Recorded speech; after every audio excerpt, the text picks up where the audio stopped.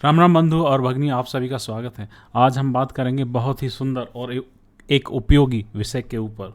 वो विषय होगा हमारी फिजिकल फाइल में एक कीवर्ड जो जो उपयोग करके हम उसको इजीली फाइल को क्रिएट कर सकते हैं और हमें फील्ड्स के एट्रीब्यूट्स देने की कोई आवश्यकता नहीं होगी। वो कीवर्ड का नाम है रेफ, REF, रेफ। लिख देता हूँ जल्दी से, शीघ्रता करता हूँ। रेफ कीवर्ड है, फाइल लेवल कीवर्ड है, लेवल कीवर्ड के only for physical files, only for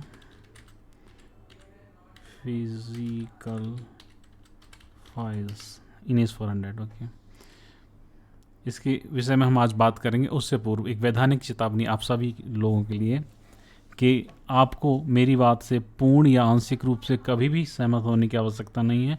आप पूर्ण रूपेण फ्री हो, आपकी अपनी मेधा है, मस्तिष्क है, और आपका अपना जो अभी तक एकत्रित ज्ञान है उसके आधार पर और प्रयोगात्मक ज्ञान के आधार पर जो आपको बात सही लगे तो माने, अन्यथा ना माने। पूर्ण रूपेण आप स्वतंत्र हैं। बाबा मुरारी बापू से बात मैंने सुनी है, आपको भी बता दी, आपके के लिए भी लाभकारी हो सकती है। अब जल्दी से शुरू करते हैं। इस कीवर्ड का उपयोग कैसे करते हैं और ये क्यों उपयोगी है, कैसे उपयोगी होता है डेवलपर्स के लिए। तो इससे बारे में संबंधित बात करने के लिए मैं आपसे पूछना चाहता हूँ, क्यों होता है उपयोगी। ये उपयोगी इसलिए है कि आपको एट्रीब्यूट्स पुनः पुनः देने की आवश्यकता नहीं होगी। ओनली आपको रेफरेंस R लिखना होगा और उसको फाइल स्पेक में उस फाइल को बस रेफ़र करना होगा। अभी मैंने उसको दिखाने के लिए दो फाइल ऑलरेडी क्रिएट कर ली हैं, अभी दिखाता हूँ। पहली वाली ये है 2 से क्रिएट 2, देखिए। एक ये है इस फाइल, ये एक PF है जो ऑलरेडी डिफाइन है। पहले इसका आपको प्रथम इसको का वो दिखा देता हूँ। ये वाली ऊपर ही आपको दिख रही होगी, इसका DDS ये है। देख लीजिए कौन कौन से फील्ड हैं। EMP-ID है, F नेम है, L नेम है, M नेम है, MSIL है, और EMP-ID एज ए की यूज़ की गई है। सो ये एग्जिस्टिंग है। इट मीन्स जो एग्जिस्टिंग कोड है उसका हम उपयोग कर सकते हैं। एक तरह से कॉपी बुक की तरह काम करेगी वो हमारे लिए। क्या है, वहाँ से ये उसके एट्रीब्यूट डायरेक्टली पिक होके आ जाएंगे। वो कैसे आएंगे उसका एक विधि है, वो छोटी सी आपको करनी होगी।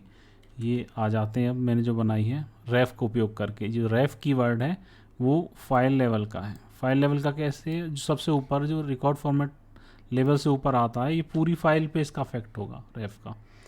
पूरी फाइल में कोई भी फील्ड आप लिखेंगे जो इस फाइल में है तो उसका एट्रीब्यूट देने की आपको कोई आवश्यकता नहीं है। जैसे EMP-ID ओनली R लिखा, उसके एट्रीब्यूट तो कुछ और हैं। देखो अभी दिखाता हूँ आपको उसके एट्रीब्यूट्स हैं।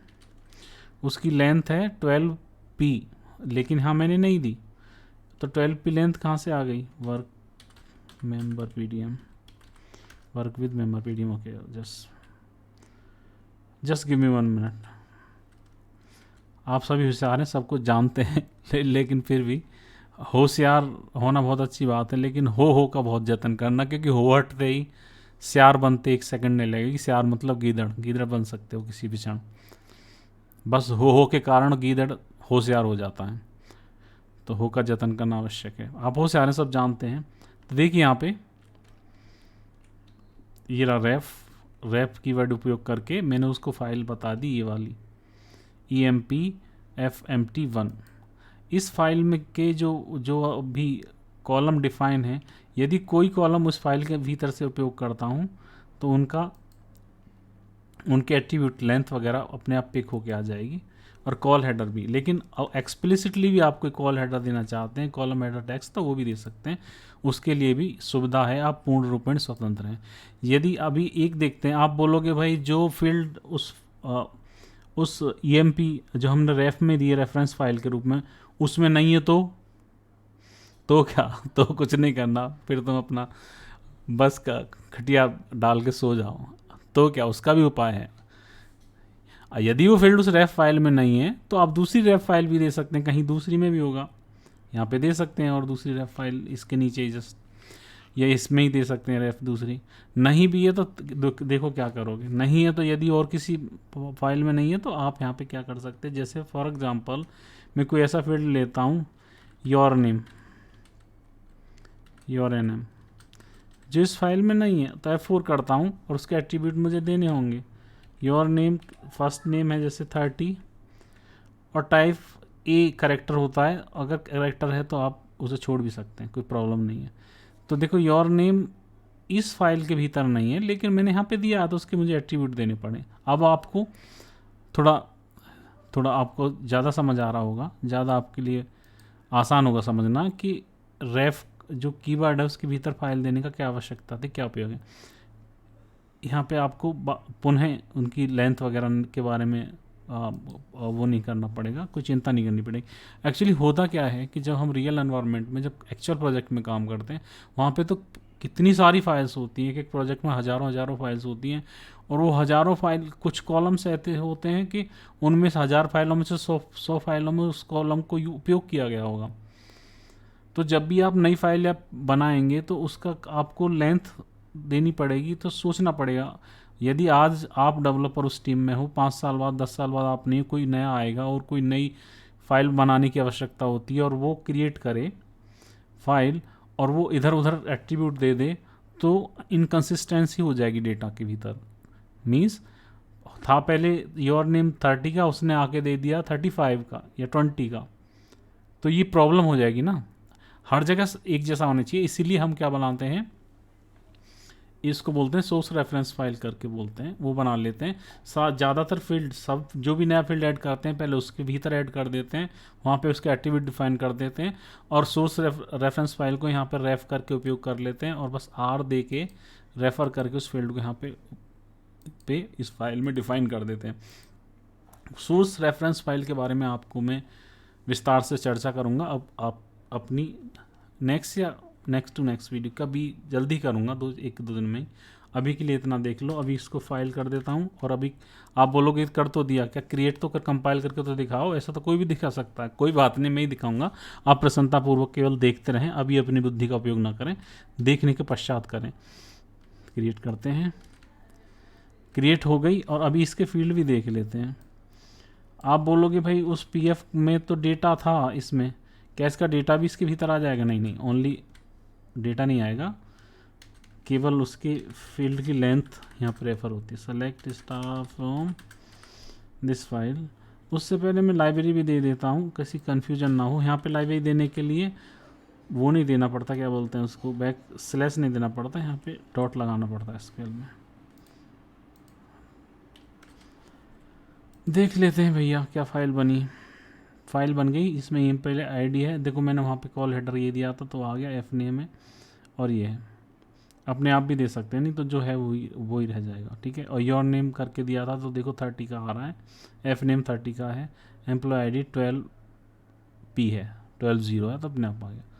देखा, ये है खेल, इसको बोलते हैं जादू छूमंतर, अक्कड़ बक्कड़ बम्बे भो वाला जादू है, बम बम भोले। ठीक है, अब दिखते हैं दूसरा वाला, इसमें थोड़ा सा भिन्नता है, इसको भी देख लेते हैं। 1 सेकंड लगेगा, 1 सेकंड का समय। कई बार क्या होगा, रेफ करके इस तरह फाइल दी होगी तो इसका मतलब होता है qualified name of that file, means library के साथ उस फाइल को दिया गया है।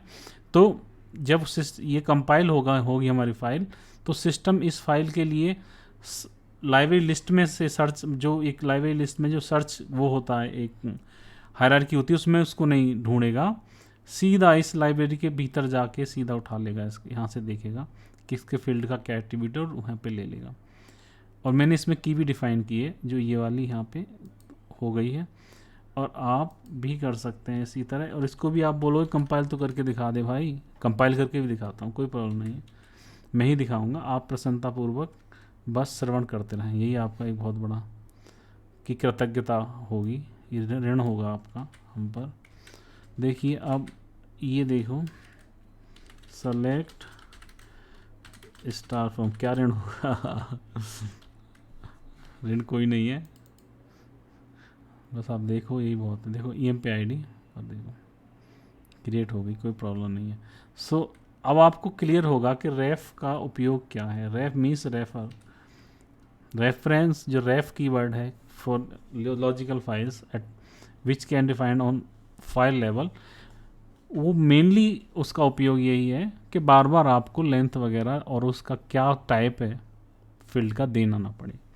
तो सारे प्रोजेक्ट के भीतर, सारे फील्ड्स के भीतर और डेटा के भीतर कंसिस्टेंसी बनी रहे, बार बार याद करना पड़ना पड़े। जब भी कोई नया डेवलपर आएगा, कोई फाइल बनाना चाहेगा, तो पहले वो उसमें देखेगा जो हमारी सोर्स फिजिकल फाइल है उसके भीतर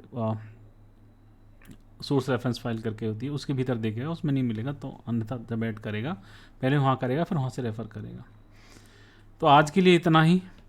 यदि कोई प्रश्न है तो बताएं। वैसे प्रश्न, मुझे आशा करता हूँ आपको कोई प्रश्न नहीं रहा होगा, फिर भी मस्ती में रहिए। और जय श्री राम, जय भोले बाबा। वीडियो समाप्तम।